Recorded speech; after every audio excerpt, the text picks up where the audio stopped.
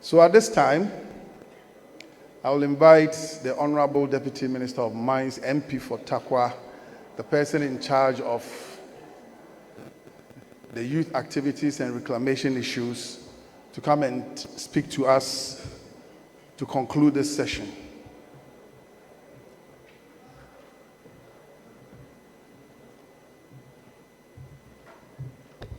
Nana Chair, I will also stand on the existing protocols. But as I was coming, the medical doctor, and the Minister for Environment asked me to do one thing for him that will sat for long, and we need to stand for a second and sit back. So, shall we be on our feet for a second? He said I should do that because it's not healthy for us. So stretch a bit and you can get seated. Thank you very much. You can be seated now.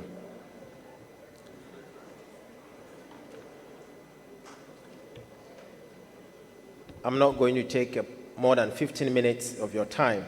I'm mindful of time. We've been here for long.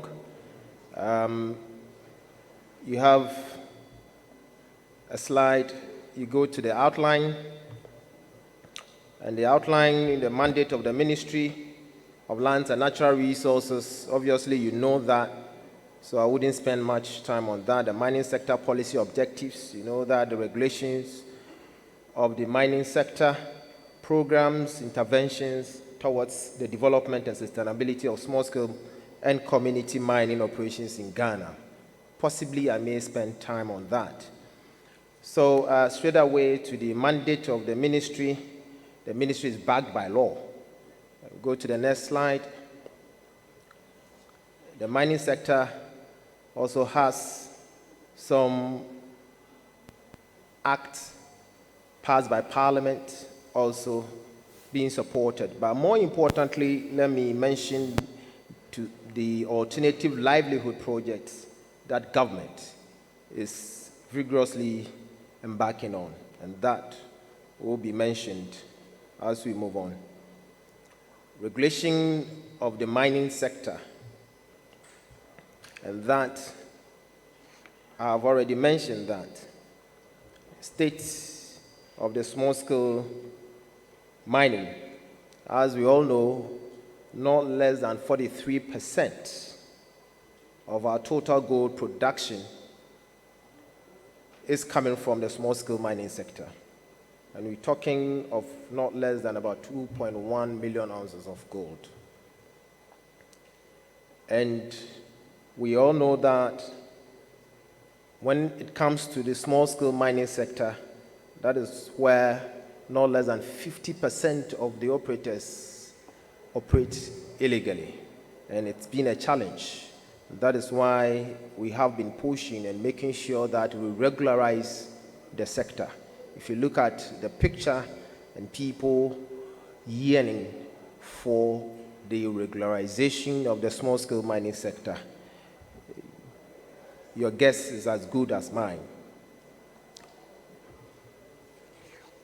The community mining concept was mooted in 2017 as a major initiative in the management of small-scale mining area.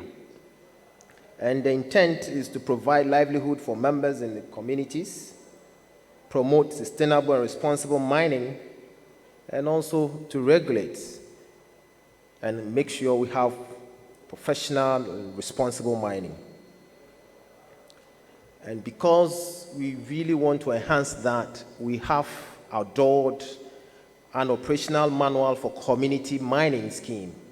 Previously, we used to mine or we used to commission concessions without due diligence. Let me admit that. But as a ministry, we have constituted a committee and also a manual that will make sure if you have your concession, the only difference that can exist must be the size between the large scale and the small scale. So you must have a health post established, you must have an office, You must have a changing room and all the needed professional miners on site, like a geologist, like minerals engineer, like a mining engineer, must be on site to ensure responsible and professional mining. So as I speak with you as a ministry, we've embarked on and commissioned about 10 legal community mining schemes with a land area of 899.282 acres, 38 concessions in all have been established. Out of that, we are anticipating that 34,000 direct and 17,300 indirect jobs will be created. And with an approved or improved strategy and blocking out of areas for people who are willing also to join. So, working through Ghana Geological Survey, as a ministry, we've sanctioned them to have a database of viable concessions where we can mostly put these teeming youth who are yearning for jobs to be supported. And how do we do that? You've seen the pictures, gone around making sure structures are built, people are following all protocols in mining and creating more job opportunities for these teeming youth. Programs, interventions towards the development and sustainability of small-scale and community mining operations in Ghana. That's the next slide. Reports that we're getting from the Water Resource Commission is that Cobra, with regards to the turbidity level, is getting better. We are not yet there. We believe we need to do more to make sure we regulate the mining sector, move out all the recalcitrant miners who are still mining in our river bodies. It is our core mandate to protect our river bodies. And we commissioned this Operation Hall 2, the military, they've been doing so fantastic for us. And we'll push. Just recently, we decided to, in a way, retool the Minerals Commission Inspectorate Division to make sure that they are strengthened enough to assist other security agencies to monitor our river bodies. And that I will get there where speedboats have been, in a way, procured to assist in this mandate. And we saw the revered Professor Amankwa, the Vice Chancellor of University of Mines and Technology. We have, in a way, generated a method where we want to move out the practical or the theoretical aspect of mining to the practical jurisdiction, where the children who have been sent to school to study mining will undergo training practically. So how do we do that? You have University of Mines and Technology, students are sent there, they only learn the theoretical aspect. So we're saying, no, henceforth, Minerals Commission, give the university a concession. Let government also give them mining equipment. Then you put the children there for them to really have hands-on kind of education. And in doing that, we have given them a geologically induced kind of tools. We've also assisted with a vehicle. We're going to do more. And that's what you see on the screen. Just quite recently, the professor himself was with us at the commission, and we did this handing over on behalf of the minister. And the next slide gives us details of things that we've outlined to give out. The 10 blast monitors, 20 new pickup vehicles, and these are to retool the Inspectorate Division of the Minerals Commission. So we're retooling generally for them to go out there, because if they do vigorous inspection, visiting each and every concession in the area, because the mining district, we have Minerals Commission officers. So why do we wait for these illegal miners to destroy the environment before we get at them? If you have a very robust and ready, to go office of Minerals Commission, they will report for us to intervene before they get the environment destroyed. So we believe in retooling the inspectorate division of the commission, and we are embarking on that exercise. Now, we don't also want a situation where people move out from the remote areas, move to Accra for their licenses to be registered. We want to have what we call the e-registration of licenses. So there's no e-levy. So Minerals Commission has adored the Minerals Cadastral Administration System. And that system, you can be in my hometown, Dompem, and just get your concession registered.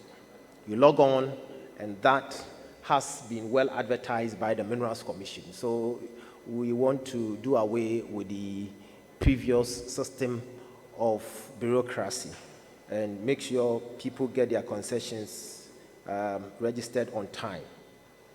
Now we opening up more community mining here and there. We also want to decentralize the regulation and supervision oversight to the grassroots. We want people at the various districts to manage their own affairs. And that is why we've constituted the district mining committees. These committees are to manage and have oversight over the operations of small-scale mining in their respective districts. So we've commissioned most of them, and each mining district, we are outdooring district mining committee. And we have institutional representations like from Minerals Commission, from EPA, NANANOM, and other identifiable groups. Then the challenge, if you ask a small-scale miner, he will tell you, I have a challenge. My challenge is how to get a capital to start the small-scale mining, because it's capital intensive, obviously. How do I get in?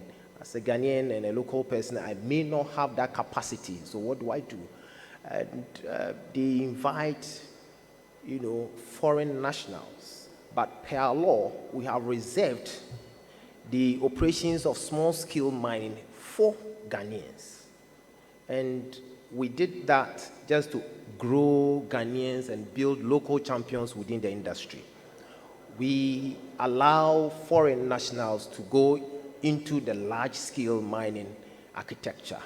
But for Ghanaians, we have an act, Act 703, that says reserve that for Ghanaians. But because of challenges of, capital, people tend to resort in engaging other foreign nationals. So how do we then bridge that gap? We engaged banks to come in and rather equip these small-scale miners with mining equipment. For example, Car Bank has, in a way, made some commitment of 25 million USD to assist any small-scale miner who wants to go into small-scale mining. And that is an opportunity that we are grabbing. And very soon,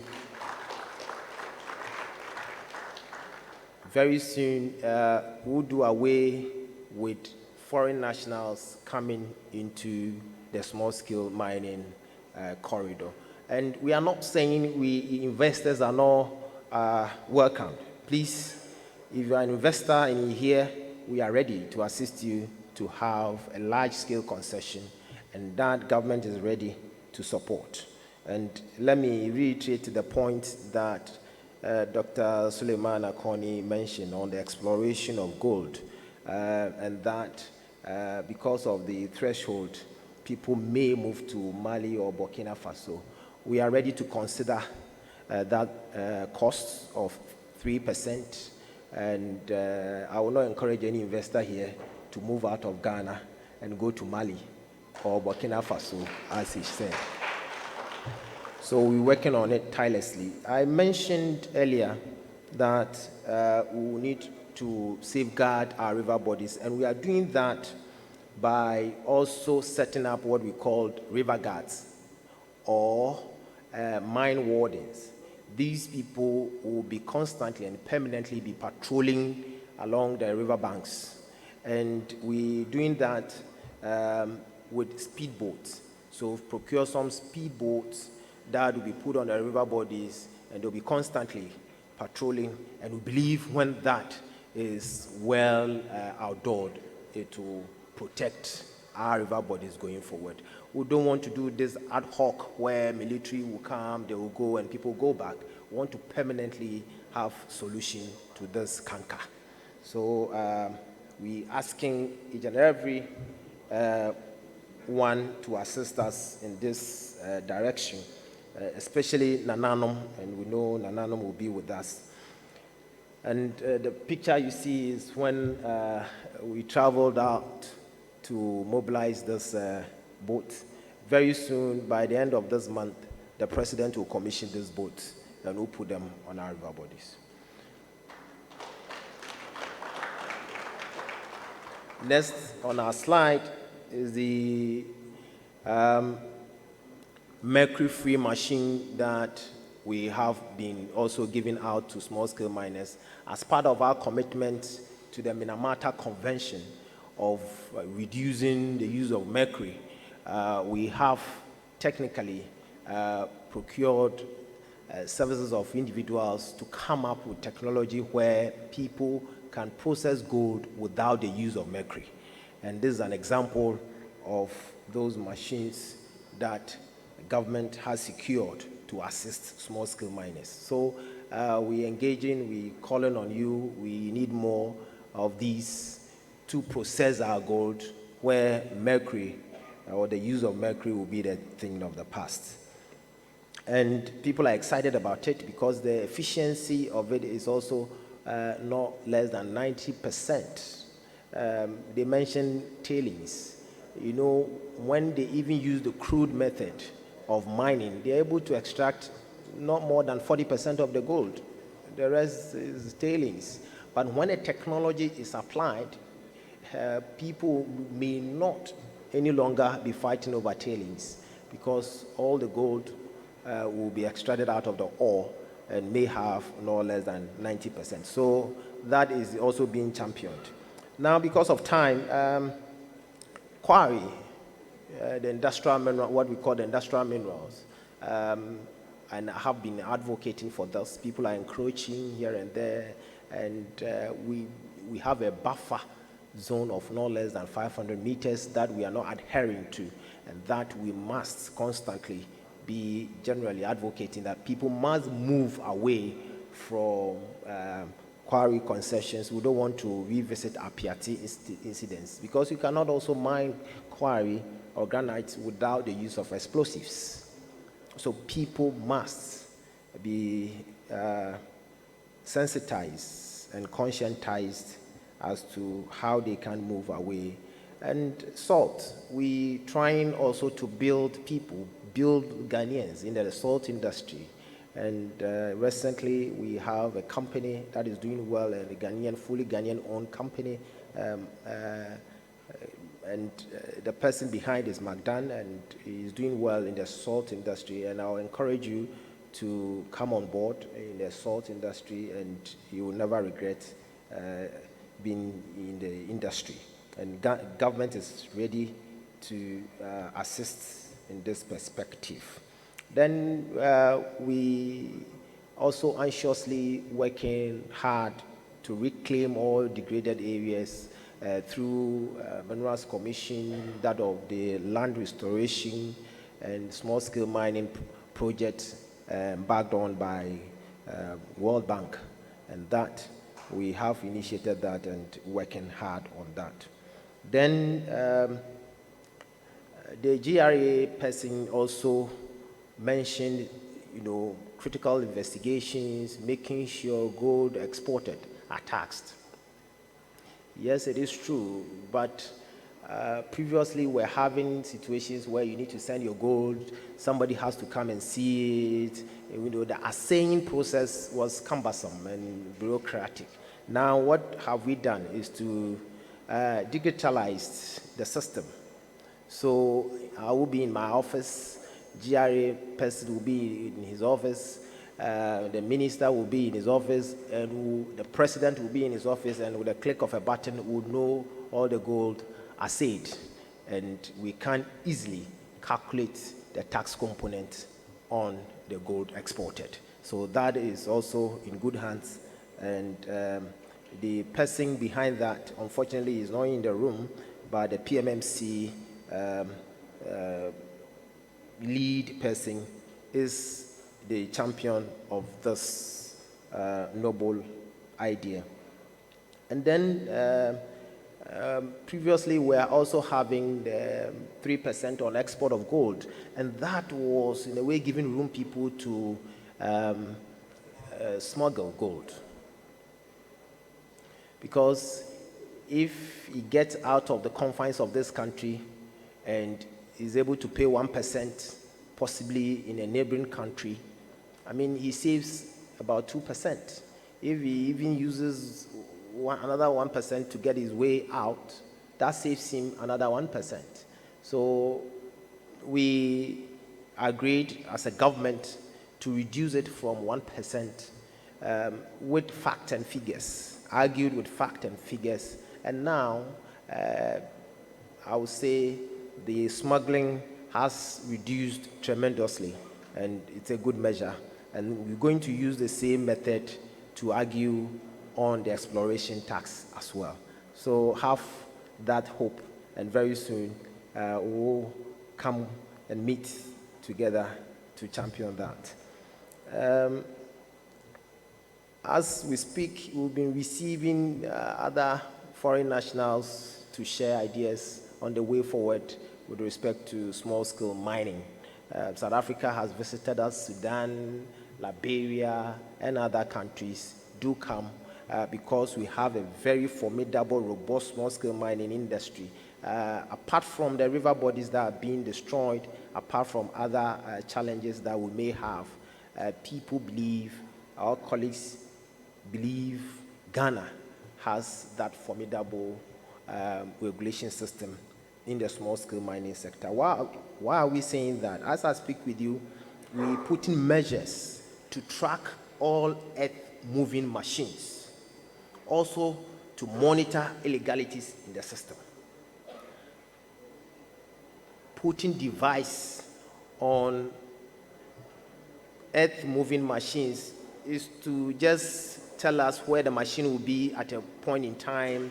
If the machine is out of the jurisdiction of which the commission has assigned, obviously your machine will be deactivated until you explain why you got the machine out of that jurisdiction. I think you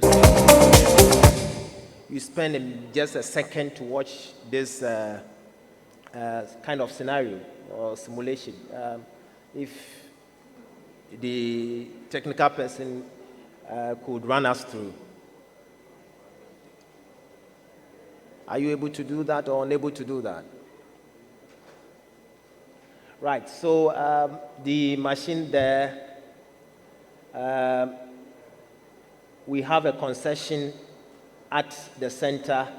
The moment that machine gets out of the concession, it will be deactivated. So if someone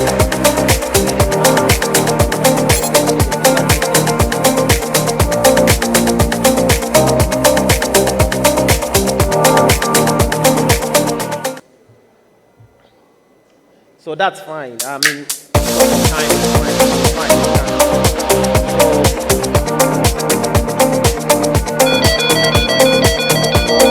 My office, I would go that this device has gone out of the concession and automatically deactivated.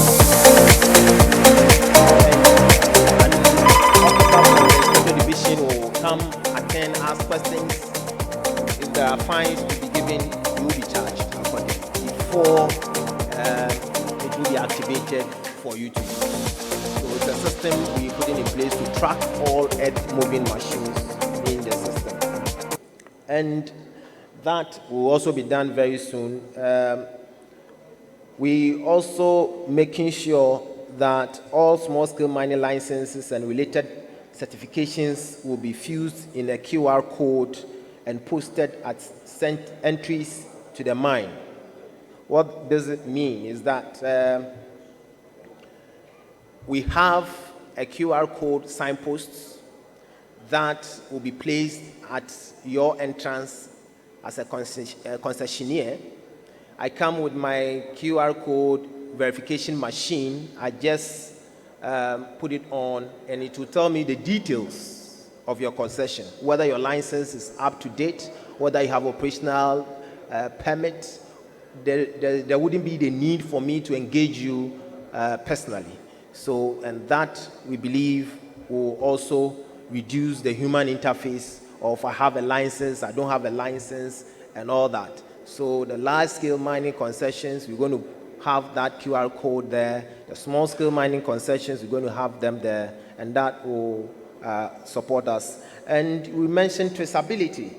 And, in Diamond Kimberley process, as part of that, we enhancing traceability. The gold, we must trace the gold right from the production end, get it to the processes through the assay point, to the export end, and even the one receiving outside. So we want to, in a way, track and have that value chain established, just to have acceptable traceability system established.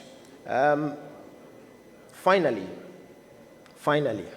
and I believe when I said finally, I'm getting the attention. We setting up gold buying centers through PMMC at the various mining districts. With the establishment of the community mining concessions, people are asking, where are they selling the gold after production? So PMMC has been charged to lead this, commitment by establishing gold buying centers at the various mining districts where after production they can go straight to sell.